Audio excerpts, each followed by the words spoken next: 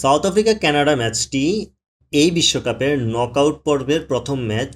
Round of 32 এর ultimately প্রথম ম্যাচটা হচ্ছে সাউথ আফ্রিকা এবং কানাডার এই ম্যাচটি, এবং এই ম্যাচে আলটিমেটলি দুই দলেই কিন্তু তাদের টপ পজিশনে আছে। কিভাবে টপ পজিশনে দেখেন, কানাডা তারা যদিও সুইজারল্যান্ডের সাথে তারা জিততে পারে নাই, কিন্তু তারা আলটিমেটলি যথেষ্ট ভালো পারফর্ম করেই কিন্তু এই পর্যায়ে এসেছে। এবং সাউথ আফ্রিকার ক্ষেত্রে যে ব্যাপারটা, তারা আলটিমেটলি যেভাবে সাউথ কোরিয়াকে টপকিয়ে তারা এসেছে লাস্ট ম্যাচটা জিতে, সেটা তাদের জন্য একটা বুস্ট আপ হয়ে থাকবে। অ্যান্ড তারা আলটিমেটলি এই যে কনফিডেন্সটা নিয়ে আসলো, সেটাই তারা কানাডা ম্যাচে দেখাতে চাইবে।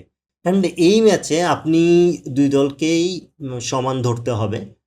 পার্সোনালি আমার কাছে দুই দলই সমান, কেননা কানাডা এগিয়ে থাকবে কিছুটা, কিন্তু সাউথ আফ্রিকা যে রিদমে চলে আসছে, ওই রিদমটা আপনি ব্রেক করতে হলে তাদেরকে আলটিমেটলি ওই ধরনের প্রেশারেই রাখতে হবে। এখন নকআউট স্টেজ এমন একটা স্টেজ যেখানে যে কোনো রেজাল্টই হতে পারে। অ্যান্ড সবথেকে ইম্পর্ট্যান্ট হচ্ছে নকআউট স্টেজে দেখা গেছে যেহেতু হারলে বিদায়, সো দুই দলের প্রেশারে থাকে অ্যান্ড ভুল করে বসে দলগুলো। সো সেই জায়গা থেকে এই ভুলগুলো যারা কম করবে, এই ভুলগুলোর সদ্ব্যবহার, এই সুযোগের সদ্ব্যবহার করাটা যারা করতে পারবে, তারাই আলটিমেটলি দিন শেষে ম্যাচ জিতবে। সো আমার কাছে মনে হয় এই ম্যাচটাতে যদি আমি মাঠের খেলায় আসি, মাঠের খেলায় আলটিমেটলি আপনি দুই দলই যথেষ্ট ভালো দল। আপনি ক্যানাডাকে একটু এগিয়ে রাখবেন, কেননা হচ্ছে ক্যানাডা খুব ভালো অ্যাটাক করে খেলতেছে।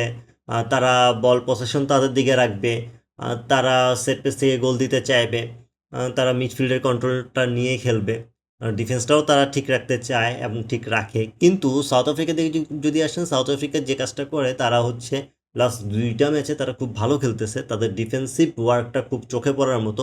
ডিফেন্সটা খুব ভালোভাবে তারা মেনটেন করতেছে, ম্যানেজ করতেছে, অ্যান্ড ডিফেন্সটা ঠিক রেখে তারা কিন্তু দিন শেষে গোলও দিচ্ছে।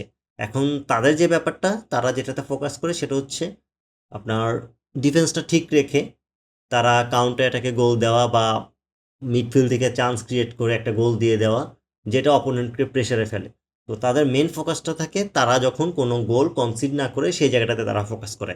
এখন যদি এমনটা হয় যে তারা আলটিমেটলি ডিফেন্সটা ঠিক রেখে কোনো গোল কনসিড না করে, তখন তাদের যে সুযোগটা হবে, সুবিধাটা হবে, সেটা হচ্ছে তারা আলটিমেটলি মিডফিল্ড থেকে চান্স ক্রিয়েট করার চেষ্টা করবে, কাউন্টার অ্যাটাক থেকে চান্স ক্রিয়েট করার চেষ্টা করবে, অ্যান্ড বা হাই প্রেসে আপনার চান্স ক্রিয়েট করার চেষ্টা করবে।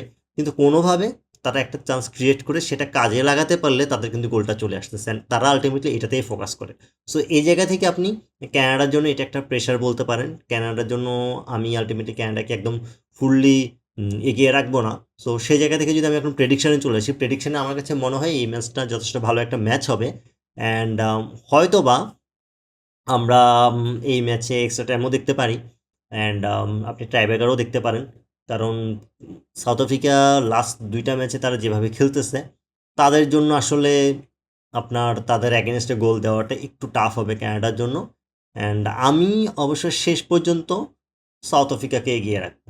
আমার কাছে মনে হয় সাউথ আফ্রিকা শেষ পর্যন্ত ম্যাচটা জিতবে। সেটা হয়তোবা টাই ব্রেকারে যেয়ে, অথবা সেটা হচ্ছে মেন খেলার মধ্যে হতে পারে। আর যদি মেন খেলার মধ্যে হয়, সেক্ষেত্রে 1-0 অথবা 2-1 হতে পারে। আপনার মতে এই ম্যাচের প্রেডিকশন কি, রেজাল্ট কী হবে, অবশ্যই কমেন্ট করে জানাবেন। ভিডিওটি ভালো লাগলে লাইক, কমেন্ট, শেয়ার এবং সাবস্ক্রাইব করে পাশে থাকবেন। আল্লাহ হাফিজ।